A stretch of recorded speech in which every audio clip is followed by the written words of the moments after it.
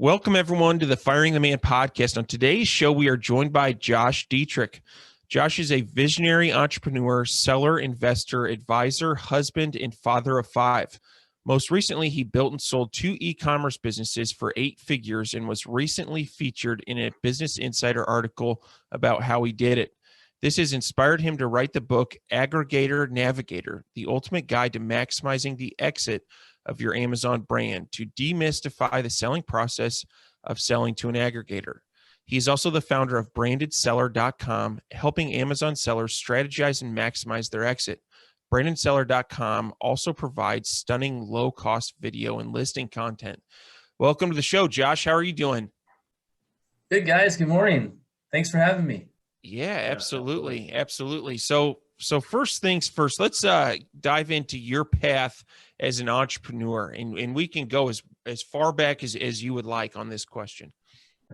Well, there's, the old stories of lemonade stands and mowing lawns and shoveling snow. And, that's just whatever you can do to find cash, I guess, under the couch cushions, some of those things probably aren't as exciting, but that was like, ages 7, 8, 9. But to be honest, I've been working forever. Like at the age of 14, I just wanted to hustle.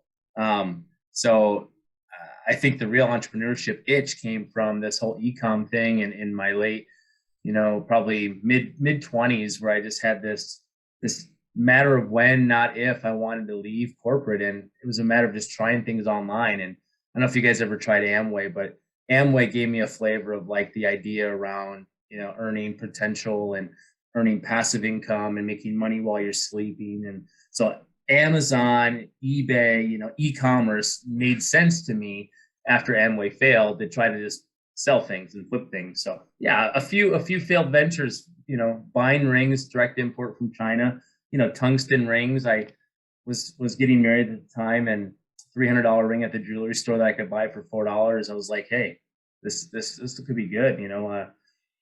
This much inventory made up about $100,000 in sales. I'm like, hey, I don't even need a warehouse. So it just, next thing you knew, there were only $20 rings on Amazon, and there's no competition. It was all competition, no opportunity for me. I tried listing jerseys. I imported jerseys with Brett Favre, Viking, the former Packer, now a Viking fan.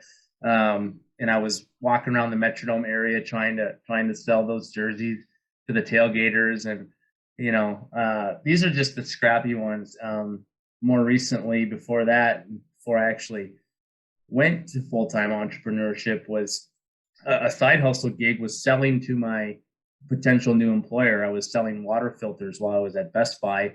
And so this client of mine, he was a customer. He had all these other water filters so I was selling to him a couple of different products. And he's like, well, I have this entire warehouse full of other filters. Maybe you could sell those for me. So I was a side hustle, 1099 sales guy. And, all these little flavors were just add-ons to what I already knew how to do.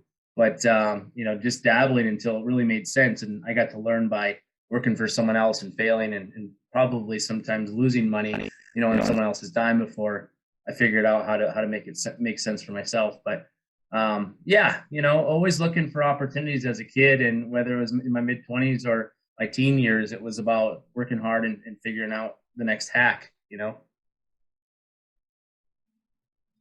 Very cool. So Josh, the title of this podcast is Firing the Man. And so you've kind of went from, in the early years from that, and you mentioned you worked for corporate for a long time, and then you kind of, hit your sweet spot in e-commerce, and now you're working full time as an entrepreneur. Before you hit that, what fears did you have about, leaving your corporate job or working for yourself full time, and how did you overcome those fears? Well, I think it's a lot easier when you get excited about starting something and wanting to leave, and you get real excited about when you see income coming in. You don't really quantify if it's going to be enough to pay the bills, right? So you're always balancing as stuff kicks in. You're like, oh, something's working. Let's just quit. Let's just go, And I felt like that was pretty hard, a pretty big risk to take, just cutting things off like that, because I had a family, probably at the time of 3 kids, my wife wasn't working. She was a stay-at-home mom. So clearly the fear of not being able to provide. And my dad, scraped by as an entrepreneur, but he was mainly a solopreneur. So he created himself a job, which means if the phone didn't ring, he couldn't provide. If, the week was slow or the month was slow, the household income was slow, right? So those are those natural things that were kind of weighing on me. And risk of failure, I don't think was a big concern, just because we already produced a almost 7-figure business before I left full time. After 6 months probably of our product growing and putting money in the bank, we got to a monthly rate that replaced my income by 2 to 3 times. And there was a bunch of cash in the bank because we hadn't taken it out.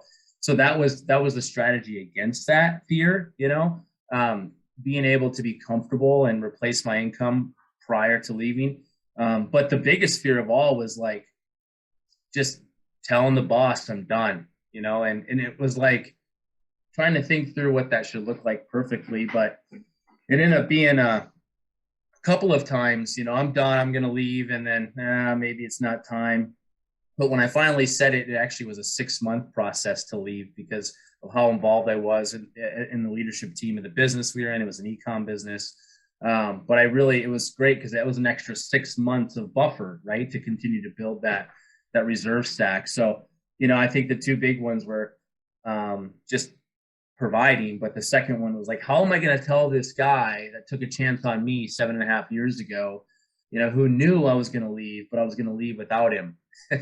So, he anticipated building a business with me. That's the ironic part. My employer said, I'm in. When you're ready to go, let's go. And he didn't know that I built this thing on the side. And so, me leaving, it was tough.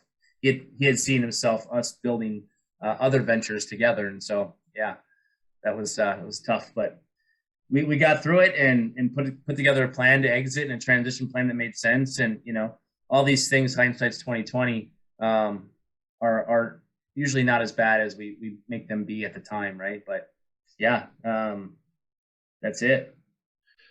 I like how you shared that path specifically about the income piece of it, because that's something that I think a lot of people, they want to start a new venture and they think, oh, I'm going to quit my job now and go and start that venture. And it seems like people will often find that they're strapped for cash and that full-time job is producing good income. And it just takes some hustle after hours, as you know. So let's dive into the Amazon business that you grew all the way to your first 8-figure exit. Can you tell us a little bit about that and what helped you get to that incredible exit point? Yeah, it was probably March 2016 where I launched our first private label product. The idea was, I had this company I was at previously. We were one of the first to start private labeling in a category that water filters, it seemed like a ton of potential. We had a bunch of SKUs selling other people's brands. We were one of the first. We had all this website traffic, coming to our site, and we had a really good opportunity to learn how to identify products that we want to move from a brand that we sold to a private label. What was the strategy there? So along the way, and also identifying new markets to go into by quantifying the size, we learned all these things in a category I was already familiar with. And that kind of started giving me the confidence that if I applied the same strategy in identifying products and researching and launching the right product in any category, I could do that. It didn't just have to be in this water filters and air filter category. So I knew I needed a brand that would be, over all encompassing, that would allow me to go after home and kitchen or tools and home improvement or sports or outdoors. And so we came up with essential values, and my first product sort of came to me on my ride home. I had this idea. I had a Keurig coffee machine. If if you have one of those, it requires it to be descaled. So the hard water minerals that build up in the water and the city water that we have make your machine more difficult to heat up over time. So you have to descale it to get the hardness off. And, Keurig had a descaler, a 14-ounce product. It was a one-use descaler. It was like $12.99. And I'm like, man, this is just liquid. Maybe we make it more concentrated. We make it a smaller size and we make it less money.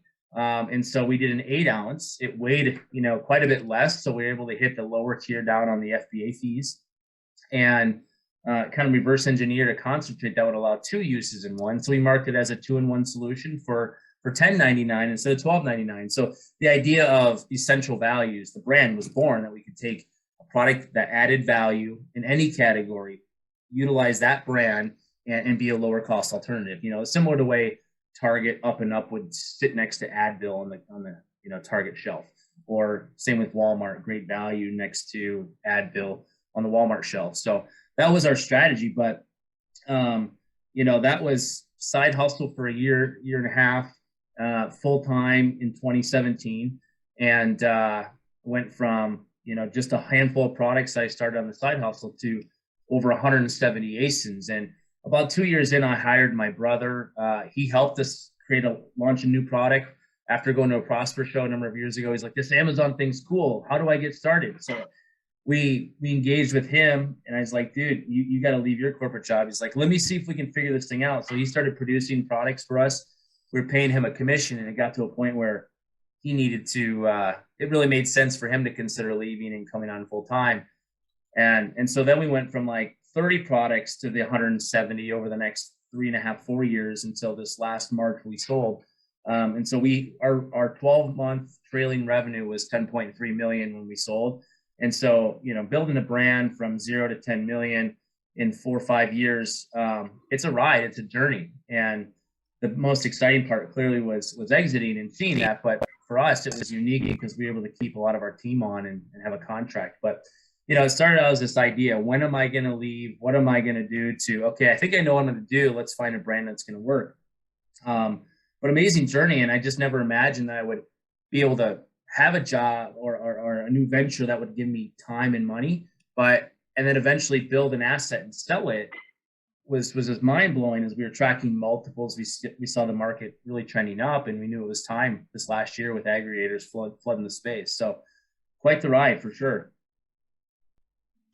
Yeah, Josh, to dig into that a little bit, there was a lot there. One thing I'd like to point out is David and I talk about this on the show a lot, is where an entrepreneur will use their previous work experience from corporate and kind of translate that into their entrepreneurial journey. And it sounds like you had some experience in that space, and then you kind of said, "Oh, well, I can make this better or do this different." And I really like to see that, like, transitioning over. So that's really cool to see. A lot of people listening to the show are, either they haven't started on Amazon, or maybe they're at 100K. So can you describe your journey and maybe give a couple of tips on how you went from 0 to 100K and 1 million to 10 million, and what was the steps in there, the strategy with that? Yeah, in the beginning it was really a matter of finding the right product, and that's always the hardest part. And you think the right product is the one that gets you excited and the one that checks all the boxes. And we didn't have all the tools back then, and the market size was easy to sort of assume because there was 1 or 2 guys selling a product like this, using the Jungle Scout tool to kind of quantify what that might be. So when I realized it was a $500,000 a month or whatever it was at the time market with no competition, I'm like, this is my only product. This has got to work. Let's go. And so that first product took off. We sold 70 in the first, probably a couple of days. And then we built the next batch of I think 140. And then we built the next batch of several hundred. And so in the beginning, it was like, we didn't have a manufacturer. I sourced the liquid. I created the bottles, put the labels on myself, right? So all this in the beginning was all about, how can we test something? How can we test something quick? And before going to get a manufacturer and having all the specifications and get an SDS sheet, like, it was like, does this even work, right? So I think in the beginning, it's important to realize success doesn't happen overnight, and you need to continue to work on it. But once you figure out a system and a process that works, you have to double down on that, right? So painting a picture for the audience and for myself at the time was, what are the criteria where most competitors are not in? And we were all about selling items $13 and less because many people didn't want to go at them. They thought there was no money in it. But I think often when you do the math, if you can put $1 into a product and make $3 profit after advertising, that's a 300% cash on cash return. Like, even though you're making only $3 margin, but your cost of goods are one. So don't be afraid, to look at the math, but you got to leave room for ACoS. So in the beginning, we kind of stuck to this model where certain number of competitors, we were okay with niches, but it had to be at least 50K in market size. So I think going in, the first tip is, what is the value prop? And what is the strategy around the products? And some of these things are just like, oh, that looks good, let's throw a label on it and go. But be diligent with that process, identify the criteria, and then stay in that sweet spot. And so for us, as we went from 1 to 2 to 3, it's like, okay, this is working, this is great. Figuring out advertising wasn't very hard. We built our listings right with research in the beginning, great images, great content, doing the basics. And the basics only go so far, but when we really decided to double down on new product development, that's when everything took off, right? So for example, going from 1 to 10 products in, a half a year isn't too hard, but it does take work. But if you want to go from, 10 products to 30 products in maybe a year, you're going to triple your output, right?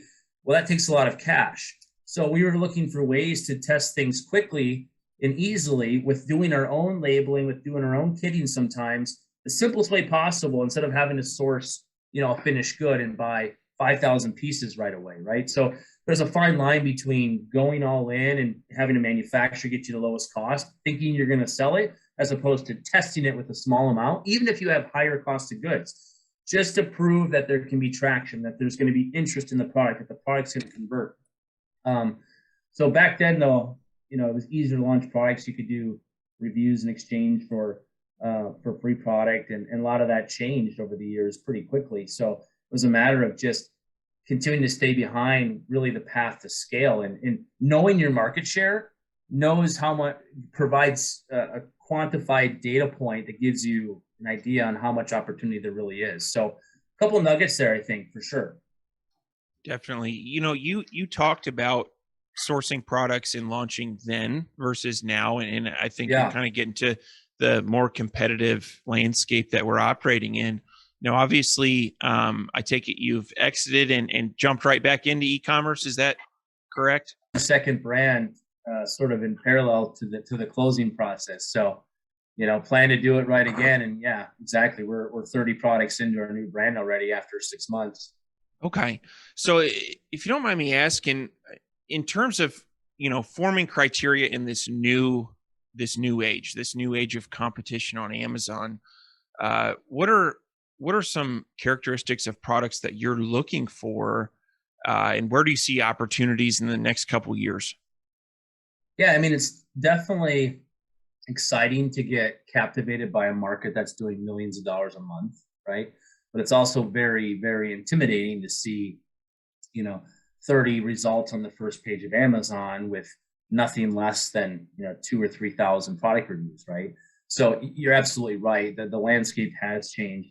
I think it's important to really know to match up the category you're going into with your skill set and confidence to compete, right? So what does that mean?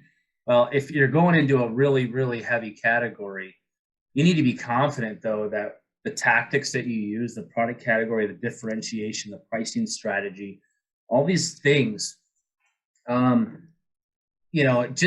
just by launching a great product doesn't put you in the top spot, as you know. And so there has to be a level of the product's going to be great, the listing's going to be great, but then there's this unknown is how long before I'm going to make any money. And so making money today, launching a new product is very hard, and it's all about the ad spend, So for us to launch a product profitably like we did 4 or 5 years ago and make money from day one, many times it's the second or third reorder before we start to see positive profitability because of the ad spend piece, right? And we're trading off ranking organically for advertising sales in the beginning. So yeah, I mean, that journey and that criteria is knowing where you can compete. So in some cases, many guys say, I only want to go in with X number of competitors. Well, for us, it could be 30 competitors, but we rank each of those competitors in terms of their listing quality. And so that starts to build a portfolio of attributes about the category that we know we can disrupt, right? Based on our strategy and having better images, having a better brand, having better titles, and just knowing that we can get to that 50, 60, 70, 80% conversion rate. So, for us, we've kind of stuck to liquids. We have a process in place. Liquids are difficult because they require a safety data sheet. We have all the liquids formulated for us. So there's a little bit of science and chemistry there. And that's harder, right? So barriers of entry is one key piece. If you're going to go launch a product when there's 20 guys that has the same image that you can find on Alibaba, like what's your differentiator? What's your unique value proposition that's going to make your listing stand out? So for us, we didn't see a lot of competitors. We knew that we could make it a 12 ounce instead of an 8 ounce, or 8 ounce concentrate instead of a 14 ounce, or do a 2-pack or a 3-pack because we had kitting capabilities in house. But the nugget here, man, is understanding if we're going to sell an 8 ounce coffee solution or a 14 ounce coffee solution, but then there's people that have a 32 ounce or a 2-pack or a 6-pack, folks don't necessarily know which product to launch. And so all those keywords are relevant for that product page, for that search results, but you need to figure out where's the 80% of the revenue going. Is it in the 14 ounce or is it in the single 8 ounce? And really planning for where am I going to position the product to best disrupt those listings? And is it going to go head to head with the big guy? Is it going to be more volume at a less price and more of a concentrate play, right? So that's an example, but staying in the niche and having a clear path has been helpful along the way. Instead of having, I'm going to try this mold over here, I'm going to take a bet on this supplier. Like, you got a good supplier in house, find more SKUs with that current supplier that you can do to make your costs and shipping cheaper, right? And so you can do a lot of little things along the way to keep you honed in on that process and staying true to it to see the success happen. I think today, if you're just launching an Amazon business, though, it's harder than it's ever been to launch a product and say, how am I going to do anything in this space? You got to stay confident, you got to stay patient, but have some cash. Yeah, absolutely. And I definitely agree. As Amazon matures and as more competition comes in, it's, a lot of those nuggets that you just dropped, Josh, they're gold mine, stay in the same niche and, look for opportunities within suppliers, lots of good nuggets there. I'd like to pivot a little bit, and you're fresh off an exit, like to pivot into that a little bit and talk about exiting. This is a 2-part question. When should, if someone has an Amazon business, when should they sell? And if it is the right time to sell, what are some things they can do to kind of prep for that? Yeah. I mean, if someone's going in, starting an Amazon brand, the first question is, what's their real motivation? In the beginning, it's probably to fire the man, right? You have freedom, potentially make some more money, but if they realize what you're building is an asset that has value, right? So from the beginning, if your goal is profitability, stay true to that, because your profitability percentage is a very strong indicator of your margins and competency as an operator if you're planning to sell. But frankly, you can't do anything if you don't have margin. So rather than growing for the sake of growing, continue to focus on growing profitably. But the high level here, guys, is you want to see at least 2 years of history, in a brand. So those that have started a brand, grown the brand, maintained the brand, fought through COVID, stayed in stock, right? If you're thinking of selling, but the last 6 months you've been out of stock, like that's probably not necessarily a good time to sell, because your financial reflection in the last 12 months are only 6 months of actuals that really make sense. So you have to think through. There's never going to be a perfect scenario where you can time the business or the market for a sale perfectly.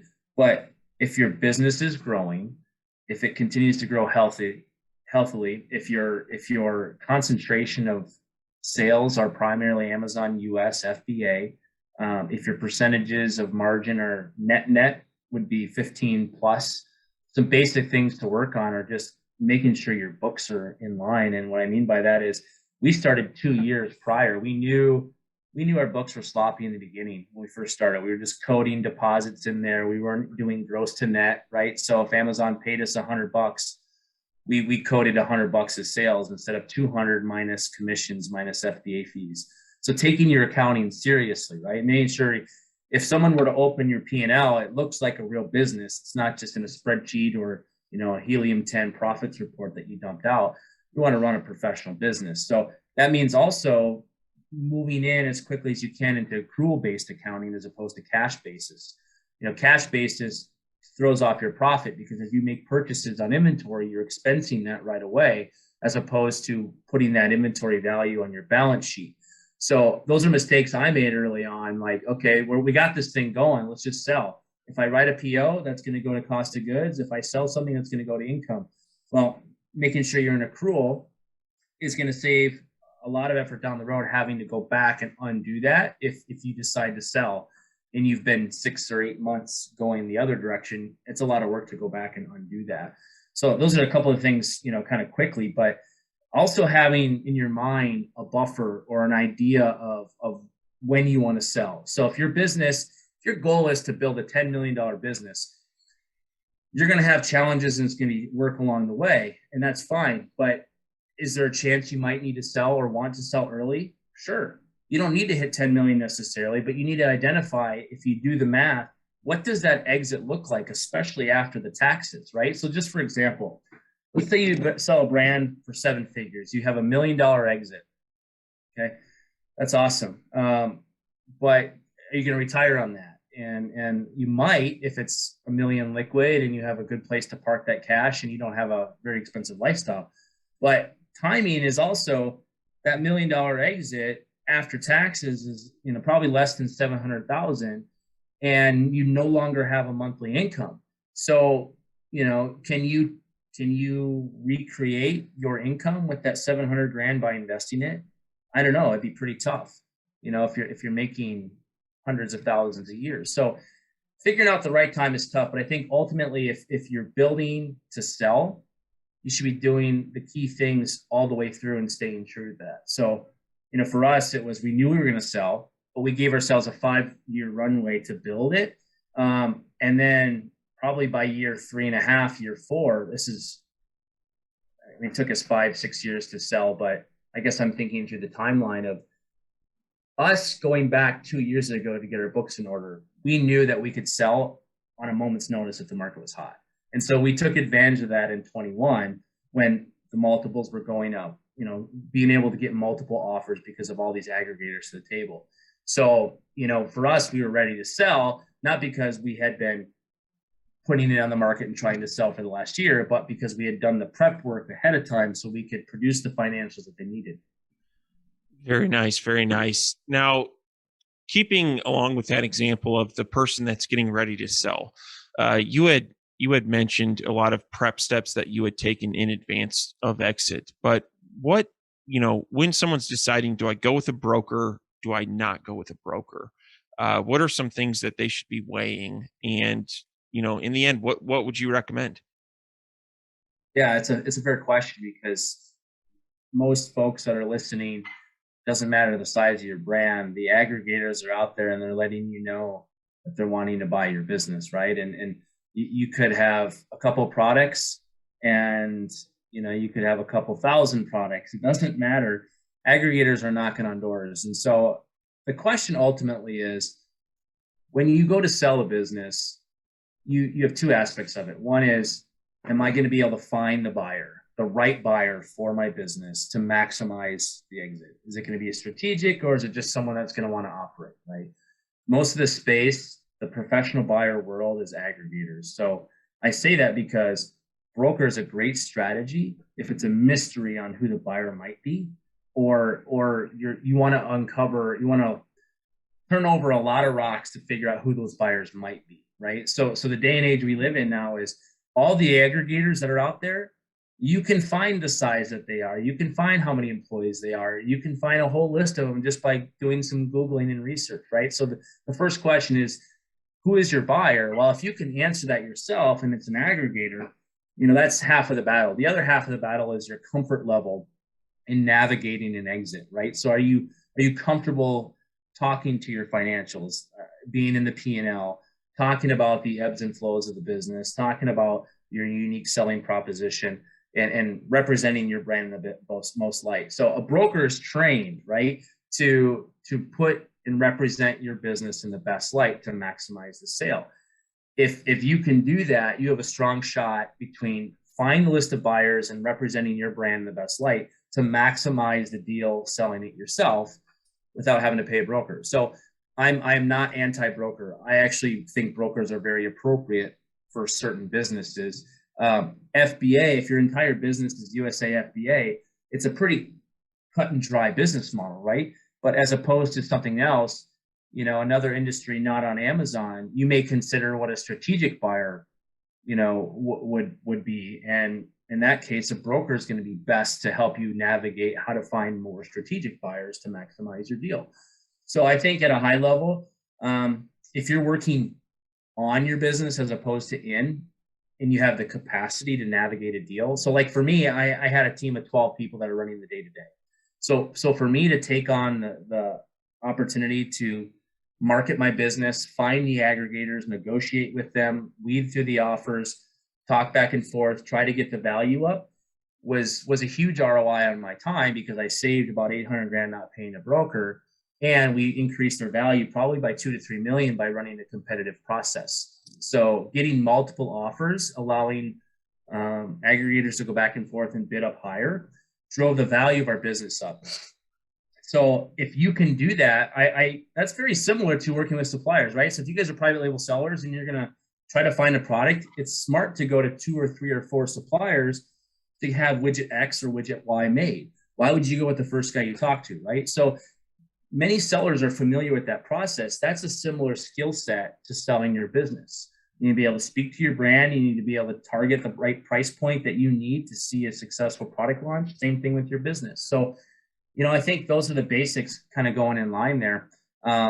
It doesn't happen overnight, but you have to kind of think through, do I have the capacity to invest in seeing my brand go to exit, right? As opposed to hiring a broker. Yeah. So Josh, if someone's listening and they have an Amazon private label business, they're just selling on .com, and they have say a medium to high level business acumen, what are a couple of the deal structures that they should avoid? 1 or 2 deal structures to avoid any downside going directly to like an aggregator.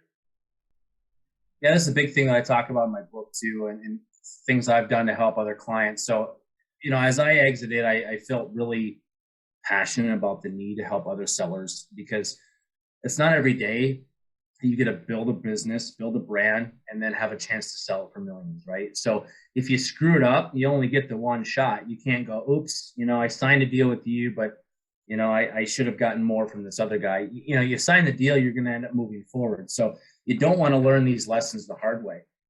So I think ultimately going into it, you got to be prepared to spend the time working through the process. So there was a tangent that I was about to have, but it was related to this. Go back to your question.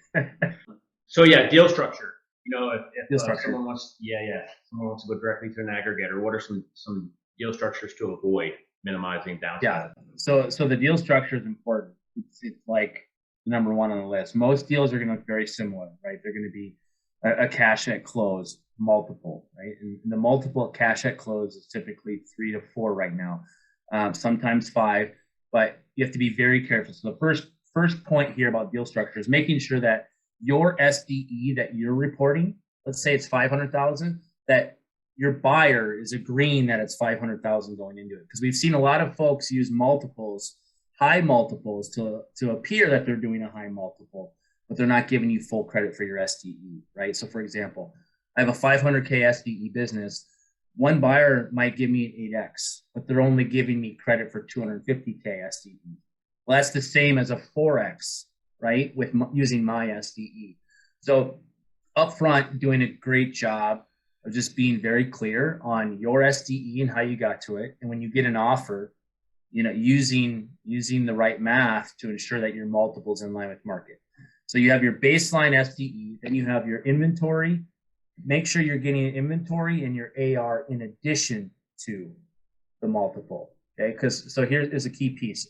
What you want to avoid is having an offer that's 8 times multiple, and they're trying to include working capital, which would be the accounts receivable and Amazon account and inventory. Basically, that 8 multiple now is 8 multiple on half your SDE, and sneakily they're including inventory. So if you have 200 grand in inventory, that's included in the purchase price as opposed to above the purchase price or the baseline SDE.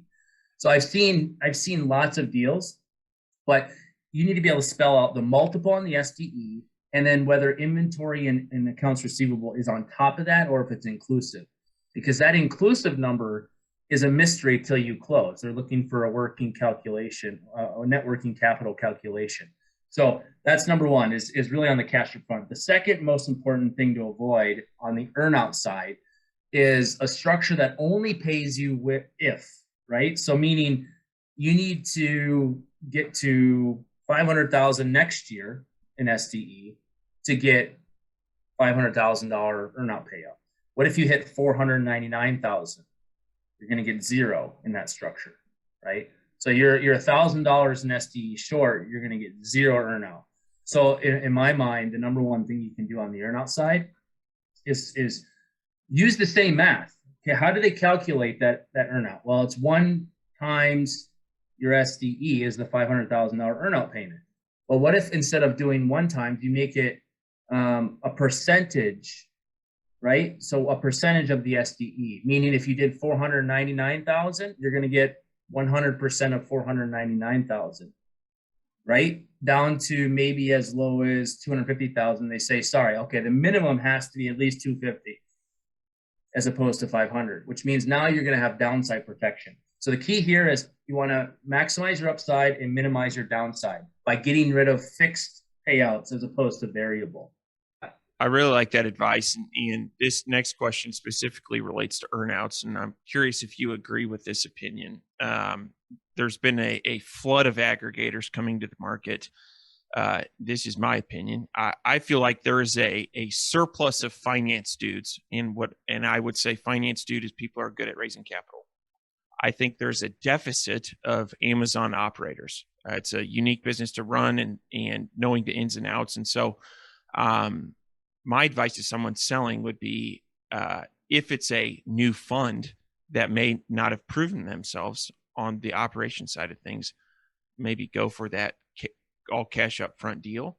What's your thought on that in terms of like the capabilities of the aggregators that you've talked about as it relates to running an Amazon business as opposed to just buying?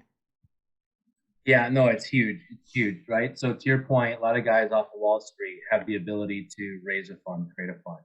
A lot of these guys also have the capability to get a deal done. Well, all that's great. If your goal is to just exit, that's awesome. Then you better be clear going into it that you don't want an earnout, and everything, every dollar, every value you're going to get out of business is going to be cash up front. That's an example where it's important to realize the difference between selling to an Amazon FBA operator, building a world-class process system, set of people, technology, right, that can manage the nuances of inventory and sending inventory to FBA and understanding the impact on the balance sheet and profitability and the trade-offs between ad spends and organic, like true operators, right? Do they have a track record? Well, if they just launched a fund and they never worked in Amazon, operating an Amazon business in their life, well, it doesn't mean they can't hire it. It doesn't mean they're completely out of the picture. But that's a lot different with someone's track record that has done 20 or 30 deals, that has built a strong backbone and a team on the background that can operate. What happens when the listing goes down, right? All the crap that happens on a day-to-day basis, especially if 40% of your deal structure is likely tied to an earnout. That means you better trust the seller, the buyer that you're going to sell to be able to manage it and grow it, right? So that was huge for us. Like one guy gave us a 5 times earnout, a 5-year earnout, a 5-year earnout. And I'm like, that's amazing. Everyone else is in line at 1 or 2. Well, I could start up a business tomorrow and say, I buy FBA businesses and I'll pay you, one-time cash, and I'll pay you for 10 years, well, if I'm just starting something up, I don't even have a website. Well, a lot of these guys do. But at the end of the day, the point is, do they have the cash? Sure. But do they have the capability?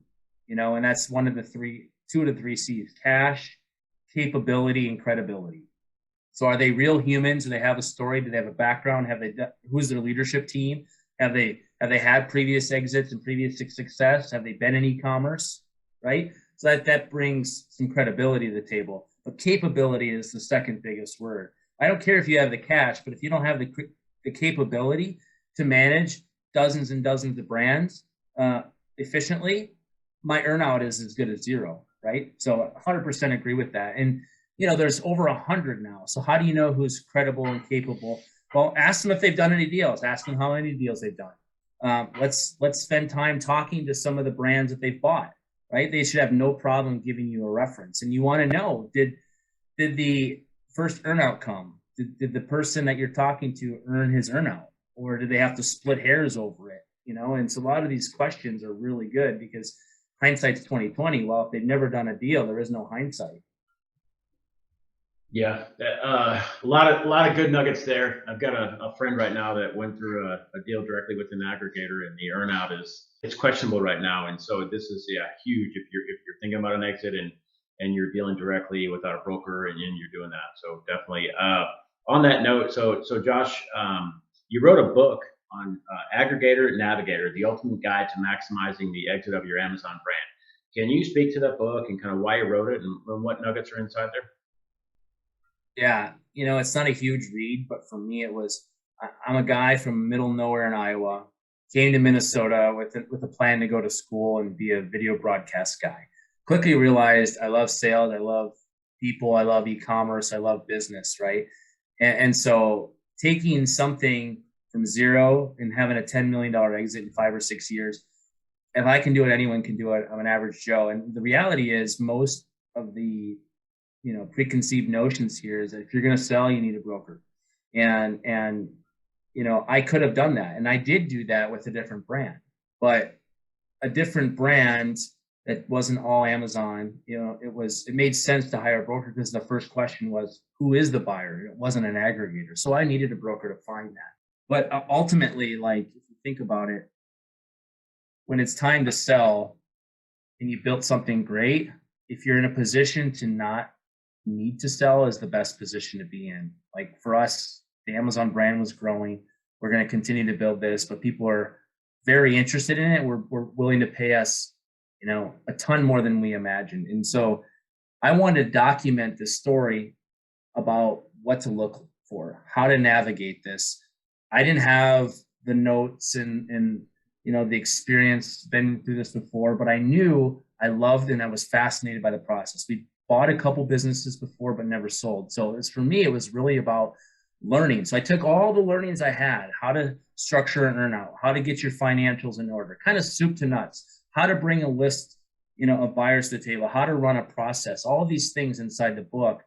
I'm trying to demystify what most people believe as a process they've never done, and it's scary. And I'm trying to bring confidence to the everyday seller that, they can keep a lot more of their money if they can run this process. And so I believe if you can start a brand, you guys can build a brand and sell at 7-8 figures a year, even high 6 figures, you very much have the potential to sell your own business. The question is there going to be an ROI, right? And so I wanted to provide a lot of detail on the process I went through and how to make that math work for you to save on a broker fee, but also the things to look for to really maximize that exit. So it's not a huge read, 65 pages. I'm giving away a bunch of free copies in January when it comes out. So I have a web page on the website, brandonseller.com/landing. You can book time to talk with me for free about selling your business. You can also get a free book, sign up to get a free book. And, my hope is just to help people. Along the way, as brands decide to sell the brand, I'm here as an advocate, as a free advisor. I get paid by aggregators to bring them good leads. And so what that means is I become a guy in the corner. If you own a brand and you don't know the value, or you don't know the structure or the strategy, the book will help. But I believe you need a guy in your corner. So part of the book was to really let people know that I'm there to help.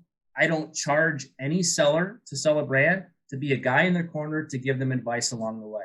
So not only will I introduce you to 20 aggregators, but I will help you maximize and understand what that deal looks like and how to make sure that it's the largest potential possible outcome you could have.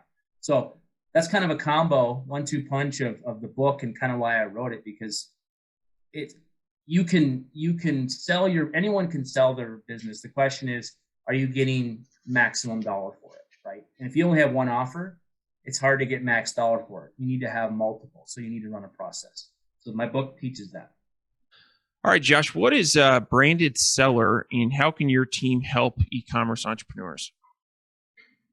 Branded seller started with an idea that made it really easy to get videos done for Amazon listings and enhance brand content. I don't know about you guys, but a year or two ago, enhanced brand content was great. It was new. And then videos came out about a year ago. And I was just frustrated, like $700, $800, $1,000 to build an enhanced brand content listing.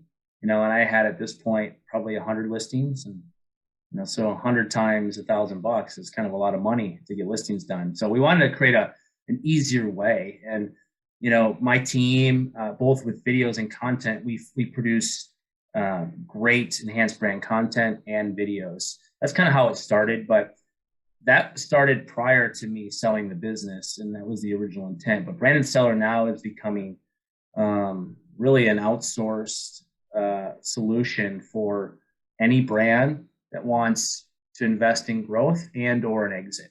And so if you look into exit, it's a free tool we offer to help brands introduce to buyers and kind of help you navigate an exit. But we also have a full service solution. So if you're not quite ready to sell, we partner with you in a way that allows us to improve your business, get your inventory in the right position, get enough inventory at FBA, work on your listings, come up with a game plan for the next 12 to 18 months to grow your business and then exit. So it's really one and the same. We attract brands that want to grow, and many of them eventually want to exit. And so we're there to support that transition.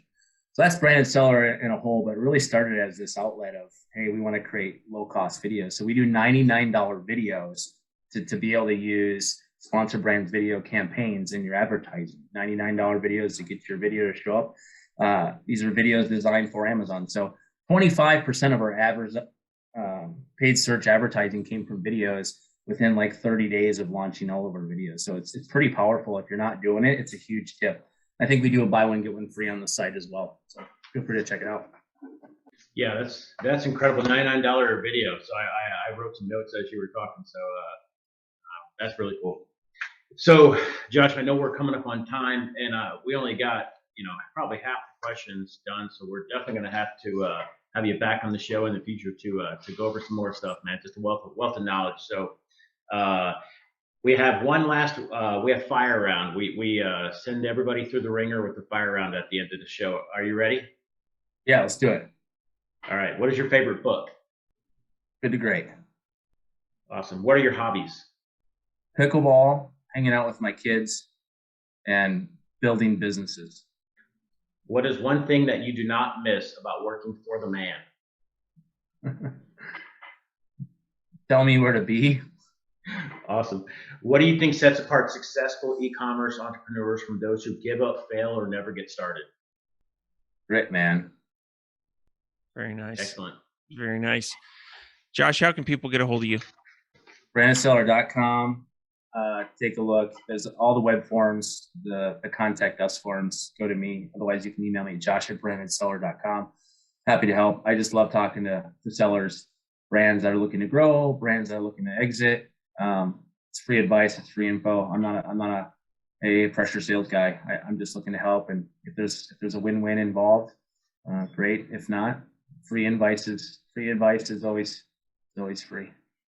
You bet. You bet. Well, thank you so much for being a guest on the Firing the Man podcast, and looking forward to staying in touch. Thanks, guys. Thanks for being here. Yep. Thanks, Josh. Thanks.